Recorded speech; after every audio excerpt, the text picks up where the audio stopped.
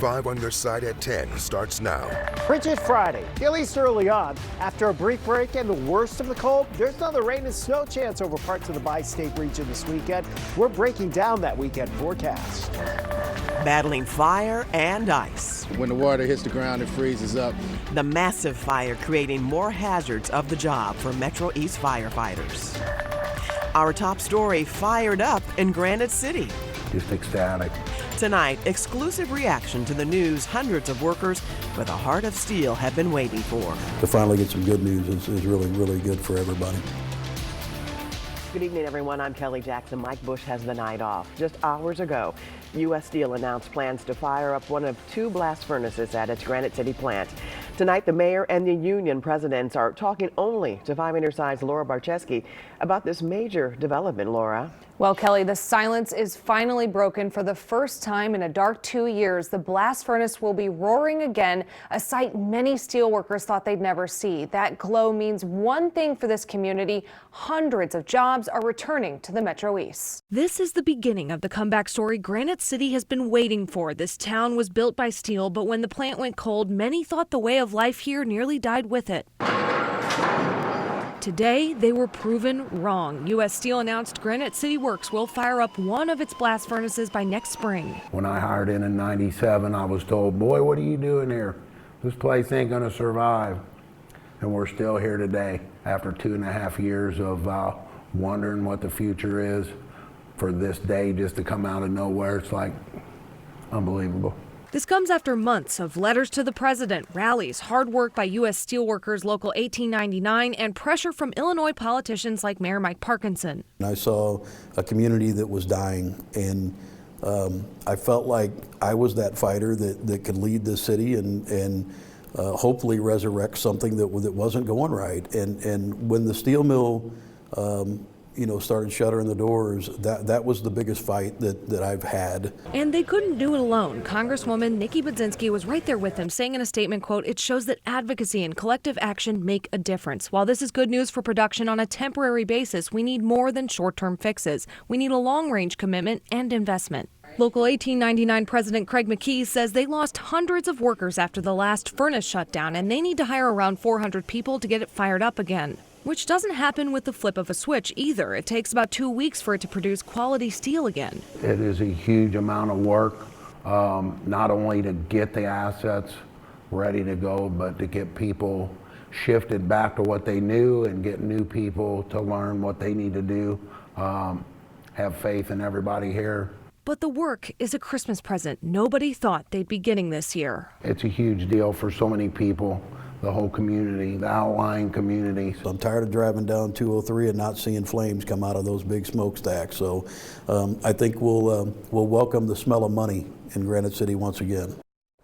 And Governor J.B. Pritzker said in a statement that the work is far from over and he's committed to the plant, saying, quote, "In Granite City, we'll keep fighting to ensure that the families who built this community have a future as bright as its past." They hope to have it up and running in early spring of next year. Well, tonight our weather impact alert for dangerous wind chills is over. However, it's another frigid night across the bi-state. Some areas could see single-digit temperatures overnight. Chief Meteorologist Scott Connell is here to tell us why tomorrow morning won't feel as cold as when you woke up today. Yeah, this morning we had wind chills for some of us, especially north of St. Louis, that were just below 0.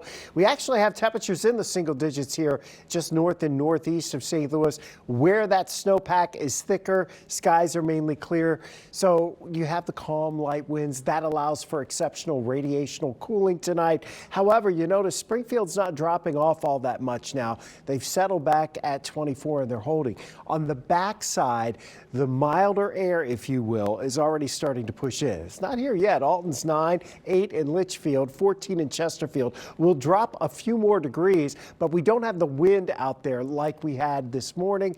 Winds are very light tonight, 16 at Lambert. That is our low for the day so far. I think we'll drop a few more degrees here with the lows tonight actually especially happening between now and about 3 o'clock. Litchfield, you'll drop to 4, Alton, you'll drop to 7. But as we head towards tomorrow morning, we expect temperatures to start to creep up. And we do above freezing tomorrow. More on that and a look at the weekend forecast and rain and snow chances in a few minutes, Kelly. All right, Scott. And the city of St. Louis is extending its Code Blue designation. 24-hour emergency shelter operations will now remain in place until Tuesday at 9 a.m. Walk-in shelters are open at both the Peter and Paul Jugan and Sydney shelters, along with the Biddle Housing Opportunity Center from 6 p.m. to 9 p.m. After 9 p.m., call the United Way at 211 for help. Right now, firefighters are still battling hot spots from a massive fire in the Metro East that's been burning for several hours. More than a dozen firefighters are in the bitter cold battling the flames. The fire broke out this afternoon inside 2 vacant buildings near Missouri and Collinsville Avenues in downtown East St. Louis. 5 Minute Side's Robert Townsend shows us how the seasoned firefighters braved the frigid weather.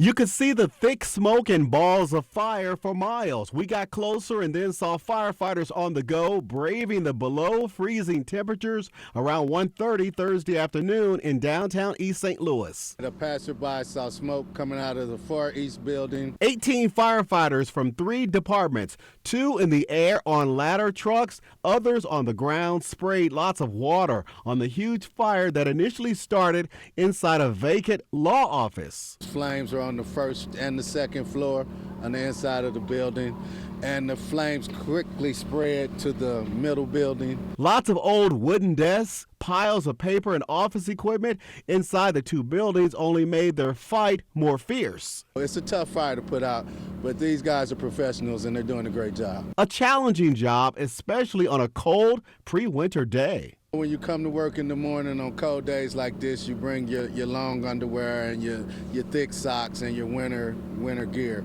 So you have to be prepared for the worst, and situations like this is one of the worst. As you can see, the water kept flowing from the hydrants and right through their hoses. Firefighters tell me the good news is the frigid temperatures did not put a freeze on their firefighting efforts. We've been doing this for a long time. This is our career. Right now it's about 20 degrees. Volunteers with St. Louis Fire Responder Canteen gave the firefighters hot chocolate and more. We depend on them to protect us and, giving back to them with coffee and snacks and all that. Anything to keep them warm.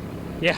About 10 hours later, the firefighters still focused on dousing the flames. These are veteran guys out here. They know how to handle it. Robert Townsend, 5 on your side. And investigators say a neighbor reported seeing a squatter run out of one of the buildings before the fire started. The Illinois State Fire Marshal will determine what caused it. Tonight, a St. Louis firefighter is recovering after he was trapped under a collapsed roof while battling an early morning house fire. The fire broke out on Iowa Avenue near Sydney Street in South City. The cause of the fire is under investigation. The firefighter is expected to be okay. The department is now crediting its new rapid intervention team training for saving his life. Tonight, a St. Charles County couple is behind bars accused of starving 3 children in their home. Mark Allen Myers and Amberly Britton are charged with child endangerment and drug trafficking. According to court documents, investigators found unsanitary living conditions, locks on the refrigerator and cabinets, along with drugs in their home. Both Myers and Britton are being held on $250,000 cash-only bonds. Another rewrite tonight in the ballot language for an amendment to ban most abortions in Missouri again. Voters approved Amendment 3 last year to legalize abortions in the state. Now, a new Amendment 3 will be on the ballot next November. If passed, most abortions will be banned with exceptions for rape and incest. A state appeals court has now ruled the ballot language approved by a Cole County judge back in October does not make it clear to voters the new measure repeals the 2024 measure. Tonight, we are hearing from the new superintendent for one of the area's largest school districts. The Francis House School Board appointed Mark Delaney just this week. He's a familiar face in the district, which is marred by controversy over its last superintendent hire. 5 Minute Side's Jacina Coronel sat down with Delaney about his vision for the future. Well, that's fantastic. Thank you for sharing. At John Weldon Elementary School, a familiar face walks the halls. Being with the district for 21 years, Francis Howe's newly elected superintendent, Mark Delaney, How'd you like that snow the other day? meets students where they are. As they work on puzzles, Delaney hopes he can fill the missing piece. Some days it goes well and some days it doesn't go well, does it? A lesson their own district knows well. Probably the biggest thing is it's just juggling a lot of balls simultaneously. In his main office, he continues the work as interim superintendent after taking over this past summer. Their previous superintendent suddenly resigned before his term even began and was paid a six-figure separation agreement. To keep building trust, Delaney encourages families to keep speaking up. We welcome and we invite people to participate. We think it's important to have parents and community members involved in kids' learning. One of his main goals is to continue visiting all 23 schools and to focus on the district's 5-year strategic plan, which includes being fiscally sound. Being good stewards of taxpayer money, and so we will continue to march down those, work in those areas to make sure that we're fiscally sound and we're using taxpayer money in the most efficient ways. After the district's been in headlines, a determined Delaney hopes this is the right fit to move the district in the right direction. And I would say I would celebrate that. Yes, sometimes the work is tough, and yes, sometimes the work is very diverse in the lenses of different people, but that's what keeps us going. That's what moves us forward, and that's what challenges us to think outside the box. Justina Cornell, 5 on your side. Delaney officially takes over next month. His superintendent agreement runs through June 2028. Project 5 and Behavioral Health Response are teaming up to provide mental health counseling. If you or anyone you know needs mental health support, you can call 988 to speak to a trained counselor. They're standing by until 10:30 tonight. Teens can text Be Heard to 31658. Dangling by a thread, the harrowing day at the office for 2 window washers. A holiday Grinch almost caught in the act. It just stinks. You lose everything. The warning tonight from an Illinois mom who was just seconds from thwarting a porch pirate plundering her packages. A fast-moving system swings through our region over the weekend. Why the snow accumulation with this system is expected to stay out of our area, and when some milder air may make it back to the bi-state.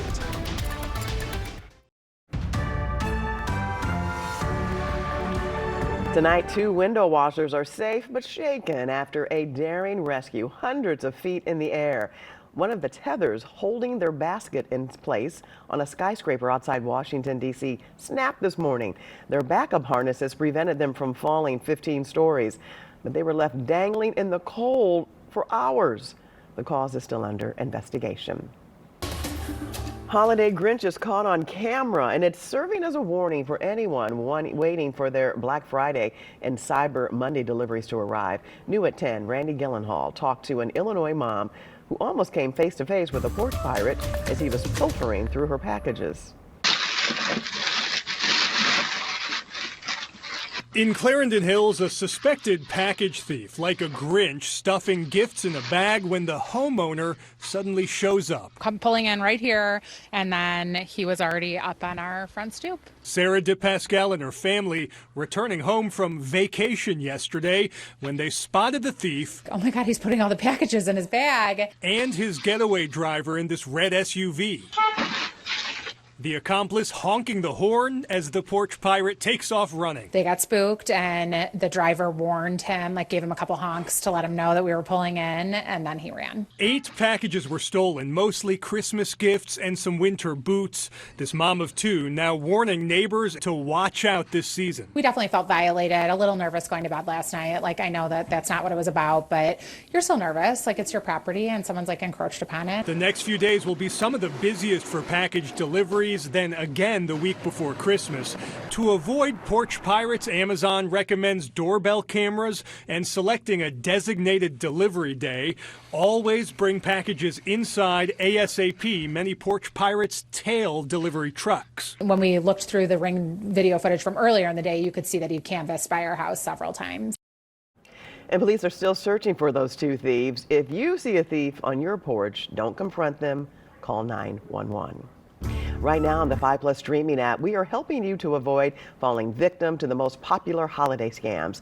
You can watch for free on your Roku, Apple, Fire, Samsung, or LG TV. Just search for KSDK in your app store. Well, a not-so-silent night at the Humane Society of Missouri. Kids in festive PJs filled the shelter with holiday cheer as they read stories to adoptable animals by candlelight.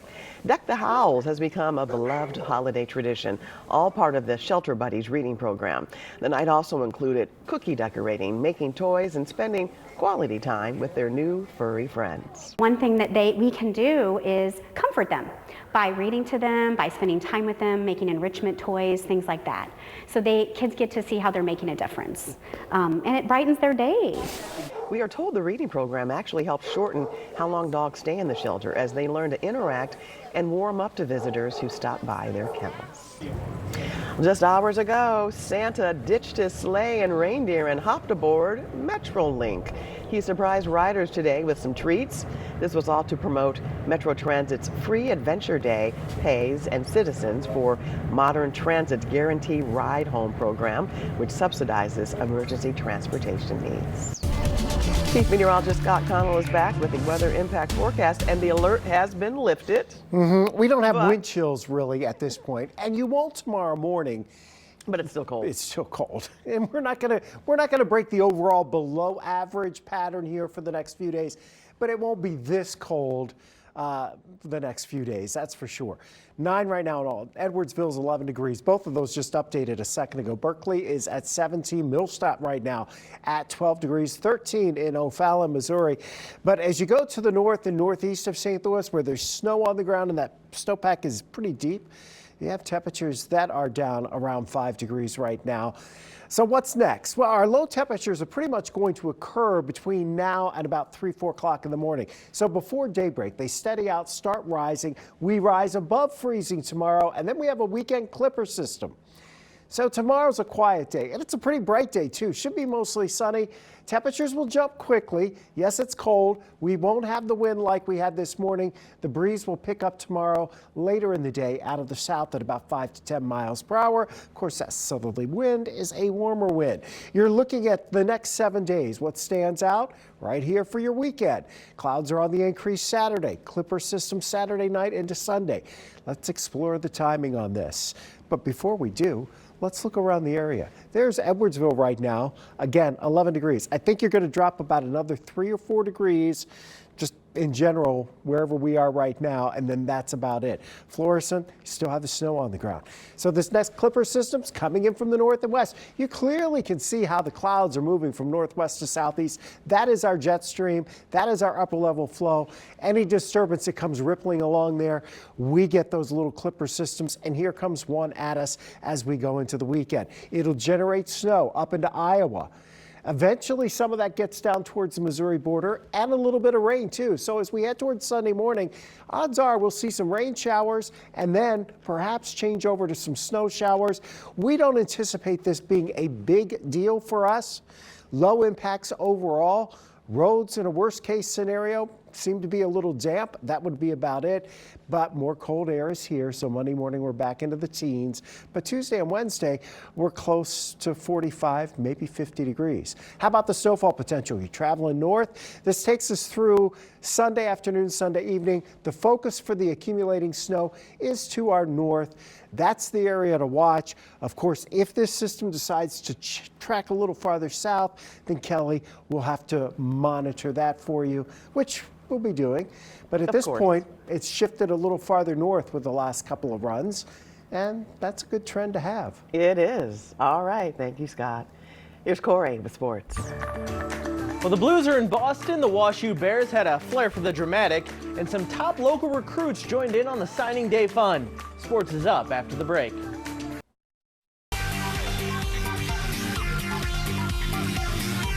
This 5 on Your Side Sports Report is sponsored by FanDuel Sportsbook. FanDuel is now available in Missouri. I think the Blues would try just about anything to break out of their funk right now. Surely trying to channel some of those 2019 Stanley Cup vibes on the road in Boston tonight couldn't hurt, right?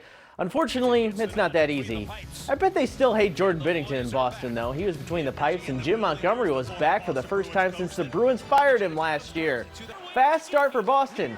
Alex Steves and Morgan Geekie make it 2-0 Bruins right off the bat in the first period. Blues would answer. Pavel Buchnevich zips that one in. It's going to cut the lead in half. 2-1 Boston. Blues could not build on it, though. They allowed 3 more goals in the second period as the Bruins just piled on.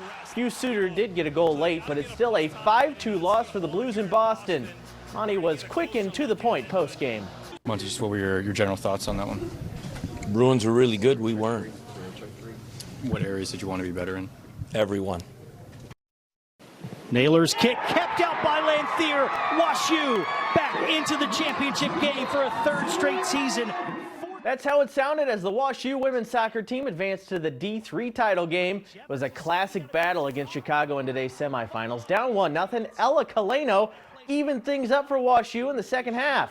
They battled through 2 overtimes, and then goalie Cassidy Lanthier became a legend in PKs. Multiple times with the season on the line, she stepped up and eventually made the save after 14 rounds to send WashU to the championship game. The Bears will try to make it 2 straight titles on Saturday against Emory. The UMSL women will also play Saturday. They'll face Washburn for a chance to go to the D2 Final Four. After a start to the year trying to figure out a new coaching staff and suffering some early losses, the stretch run has played out like a dream for the Tritons. Now they're dreaming of a Final Four and perhaps a national championship. It would mean everything. That's our goal. Our goal is to win it all. We got big goals, and we're ready to achieve them and take it game by game. And it would just be really special for all of us, and I'm really excited. I mean, yeah, it would be unbelievable, especially in this first season. It's just been such a magical ride, but I think it would really solidify in our players' eyes that they are top players in this country. I think they feel that, they see that. With the rise of the transfer portal, high school recruiting looks a lot different than it used to. However, there's something special about signing a player and then turning them into a star at your university. Both of our big regional college programs hope they found players like that in St. Louis this year. Today, Kirkwood safety and receiver Jacob Eberhardt celebrated his signing to Illinois. Eberhardt joined Belleville West cornerback Nick Hankins as a duo of St. Louis top recruits to pick Brett Bielema and the Illini. It's an Illinois recruiting class ranked number 22 in the nation by 24/7 Sports Recruiting. Eberhardt and Hankins will hope to join the growing line of Illini DBs to make it to the NFL, but they have big plans in Champaign before all that. It's about to be a long 4 years for everybody else. It's about to be a long 4 years for everybody else, and I love to see it. We most definitely gonna make a staple in the Illinois legacy and in the history, man. We're gonna be some legends. That's all I'm gonna say. I mean, the family vibe I got from Coach B, Coach Parker, and Coach Henry, they really made me feel like I was in high school all over again. So that's when I really knew that's the place for me. Over at SLU High, one of Mizzou's top signees celebrated his future today as well. Safety and linebacker Keenan Harris has been on Mizzou's radar since the 8th grade. Now he's signed to be a Tiger and wants to keep up the St. Louis to Mizzou legacy. All that St. Louis brings to Mizzou, and then just the guys that have been there before me, like Luther, and guys there now, like with Toriano and other guys from Jamal Roberts and guys from St. Louis. It just brings a lot, and it's just super special because it's just right up the road. And it's like I've been growing up being a Mizzou fan my whole life, so I get to play for a dream school. Pretty awesome finish in that WashU women's soccer game. They're going to play for a national championship this weekend. If they win, it would be their second in a row. Their last loss, Kelly, was in the 2023 national championship game. That's how long it's been since WashU has lost a game. Wow. And I'm going to go back to this last story. They've been looking at him since he was in 8th grade. Hey, that's what you got to do these days. You got to find the talent early. It paid off. It certainly did. All right. Thanks, Corey. Well, once again, Five on Your Side and the Foster and Adoptive Care Coalition are collecting holiday gifts for children impacted by foster care. We have thousands of little wishes to grant. If you would like to help, just go to ksdk.com/littlewishes.